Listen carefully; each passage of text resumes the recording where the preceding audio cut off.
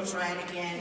Good morning. Good morning. Morning is such an important time of our day because morning means the dawn of something new, a new day, the beginning. And in the times that we live in, aren't y'all all ready for a new day?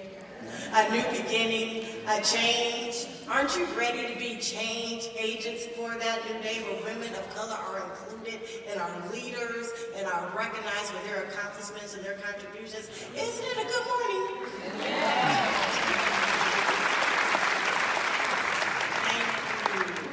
I'm Rachel Dawson. I'm the Managing Director of Precision Health at the University of Michigan and one of the members of the executive team for the Women of Color Task Force. It is my absolute honor to welcome all of you graceful, powerful, energetic women and you supportive and empathetic men to our 38th Annual Career Conference. Thank you for joining us.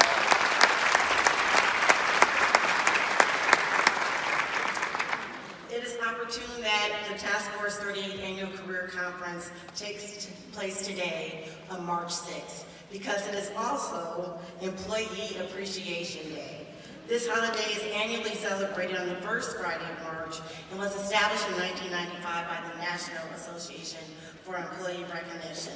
So I say to my colleagues who are supervisors, appreciate your staff today and every day. And I say to my fellow colleagues, I say appreciate yourself, your individual journey, your successes, and all that you have overcome to make it to this point. Let's give yourselves a round of applause.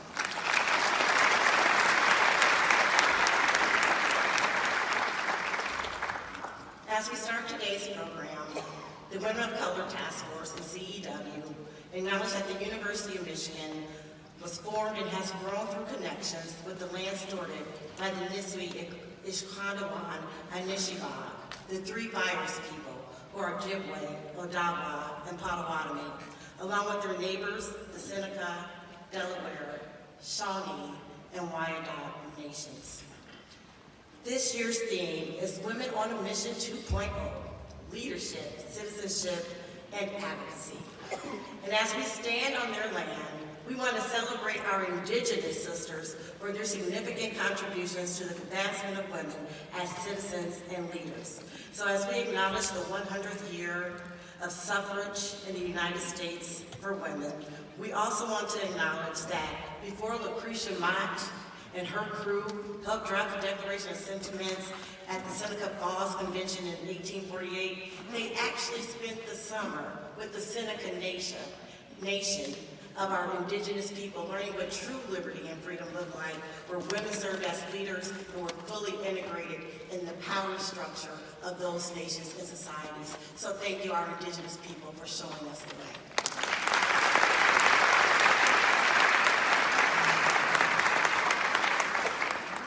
As we think about this year's conference, many will look at a 38th anniversary and say, there's nothing remarkable about that, 38. You know, we get excited about 40 and 50 and all those big years. What's remarkable about 38? Except if you take time to think about the fact that we are living in remarkable times, under remarkable circumstances, that causes remarkable women for 38 years to do this event, for 38 years to lift each other up, for 38 years to fight to be heard, for 38 years to fight for a seat at the table, for 38 years to look beyond themselves and reach out across this campus and say, I'm going to help bring others along. I think that's quite remarkable, so I think we ought to be excited about that.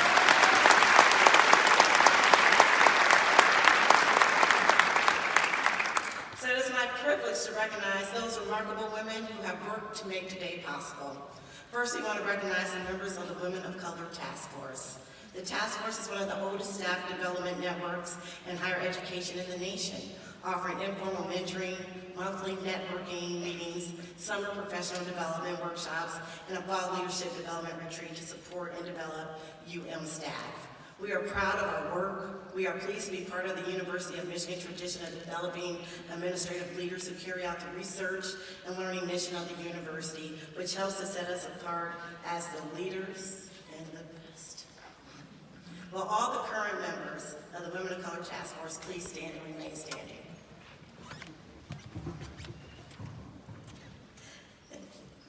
These dedicated participated women support the task force by helping to plan this conference and other career development activities. Please give your colleagues a hand for all of their wonderful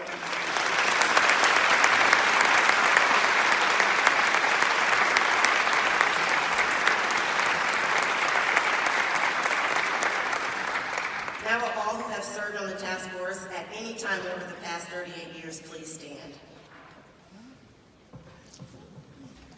You all have laid the foundation for the work that we continue today. Thank you for your service and for laying that foundation for us. We especially want to acknowledge Kathy Conway Perrin, the Director of Academic Standards and Academic Opportunities, who served on the Women of Color Task Force executive team for many years and is retiring this spring. Please.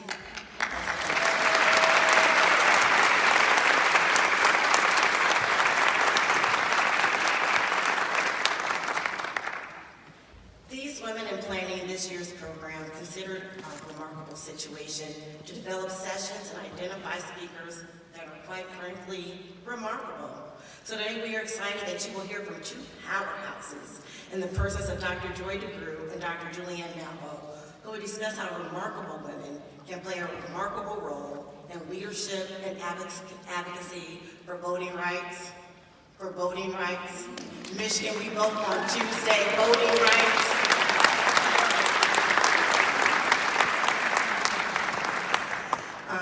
For education, for economic policy, and for prison reform. After hearing from these two brilliant women, we will send you to sessions to explore the next steps in your professional and personal life. So as you deal with the frustrations of exclusion and discrimination, you can develop a remarkable resilience that fuels you to continue to press on and yet achieve. You will be given networking opportunities where you will connect with remarkable women from around the state and around the campus so that you may be motivated. So we hope that at the end of the day, you recognize that you are remarkable and that you can go into your job, your community, and home and do remarkable things. So as we live in these remarkable times where discrimination on the basis of race and sex are normalized by our political leaders, where the rights of citizenships are threatened, and where women of color continue to be shut out of leadership, we urge you to take this day to tool up, to take courage, and tap into your remarkable so that you may offer the graceful yet strong leadership only women of color can.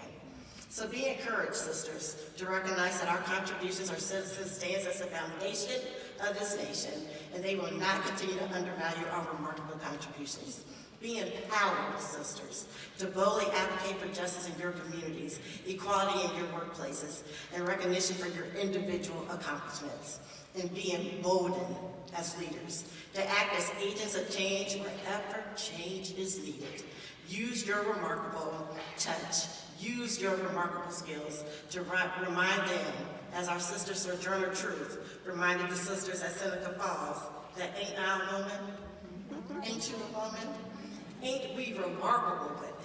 And ain't it time to let us lead with our remarkable touch? Thank you.